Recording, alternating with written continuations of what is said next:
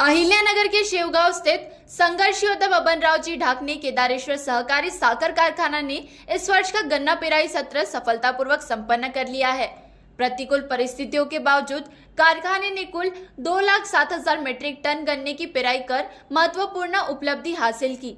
कारखाने के मार्गदर्शक एवं संचालक प्रताप ढाकने ने बताया कि अधिकारियों, कर्मचारियों, गन्ना उत्पादक किसानों और सदस्यों के सामूहिक प्रयास से यह सफलतापूर्वक संपन्न हुई। उन्होंने यह भी घोषणा की कि आगामी पेराई सत्र के लिए कारखाने ने 6 लाख मीट्रिक टन गन्ना पेराई का लक्ष्य निर्धारित किया है और इसकी तैयारियां जल्द शुरू की जाएगी। समापन समारोह के दौरान पदाधिकारियों और किसानों की उपस्थिति में विधिवत पूजन कर सत्र का समापन किया गया।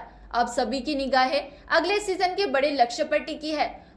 संघर्ष योद्धा बबनराव ढाकणे केदारेश्वर कारखान्याच्या गळीत हंगाम जो सुरू होता 25-26चा,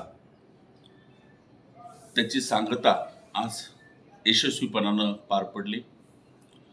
अत्यंत प्रतिकूल आणि अडचणीवरती मात करत या कारखान्याच्या संचालक मंडळाने, अधिकारी, कर्मचारी, सर्व ऊस उत्पादक, शेतकरी, सभासद आणि तोडणी मुकादम यांनी एकत्रितपणानं हे आव्हान स्वीकारलं आणि हे आव्हान स्वीकारून 1 महिन्याने कारखाना उशिरा म्हणजेच 1 डिसेंबरला सुरू झाला, तरी सर्वांच्याच सहकार्यानं आज 2 लाखाच्या पुढे गळीत नेलं आणि आज आम्ही थांबलो।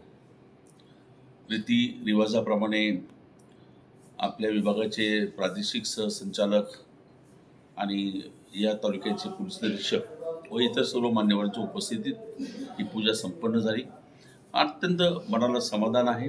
सर्वच मंडळींना आनंद अडचणी असताना त्या अडचणीवरती मात करून, कदाचित सगळ्यांनाच वाटत होतं की सुरू होतो की नाही, हा बंदच राहील, ही भावना सगळ्यात होती, परंतु सगळ्यांच्या सहकार्याने आम्ही यशस्वीपणाने हा हंगाम घेतलेला आहे आणि पुढच्या वर्षीचा हंगाम हा अत्यंत मोठा आहे याची जाणीव ठेवून आम्ही याच महिन्यात पुढच्या सीझनची सुरुवात तयारी करतोय आणि मला विश्वास आहे की या सगळ्यांच्या सहकार्याने पुढच्या वर्षी मात्र अत्यंत ऐतिहासिक गळीत हंगाम आजपर्यंत न झालेला उद्दिष्टापेक्षा अधिकचा गळीत हंगाम ही मोठा यशस्वीपणाने करू। महान्यूज 7 के लिए जयप्रकाश बागड़ी की रिपोर्ट, अहिल्यानगर।